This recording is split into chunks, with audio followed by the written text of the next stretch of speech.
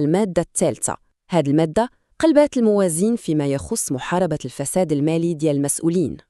باش نبسطوا الأمور، قبل كان وكيل الملك يقدر يفتح تحقيق في شي قضية ديال فساد مالي ضد شي مسؤول غير بناء على شكاية من مواطن أو تحقيق صحفي مثلا.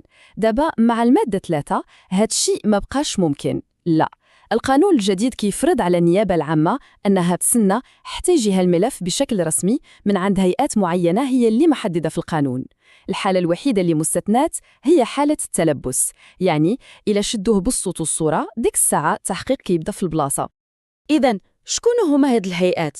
هما اللي كتشوفوا دابا: المجلس الأعلى للحسابات، الهيئة الوطنية للنزاهة، المفتشيات العامة. هادو ولاو بحال واحد البوابة ضروري يدوز منا أي ملف ديال الفساد، يعني هما اللي كيقرروا واش الملف فيه ما يتقال ويستاهل يمشي النيابة العامة ولا لا. بلا تقرير منهم النيابة العامة ما عندها ما دير. والنتيجة المباشرة لهذا الشيء كامل هي أن الفاعلين اللي كانوا مهمين في محاربة الفساد بحال جمعيات حماية المال العام أو حتى أي مواطن عادي ما بقاش عندهم الحق يمشيو نيشان النيابة العامة ويحطوا شكاية باش يبدا التحقيق. لا، خصهم يدوزوا عبر دوك الهيئات اللي ذكرنا. وهذه هي النقطة بالضبط اللي خلت بزاف ديال الانتقادات توجه لهذه المادة، وكاين اللي مشى بعيد وقال بلي هي غير دستورية. أوكي.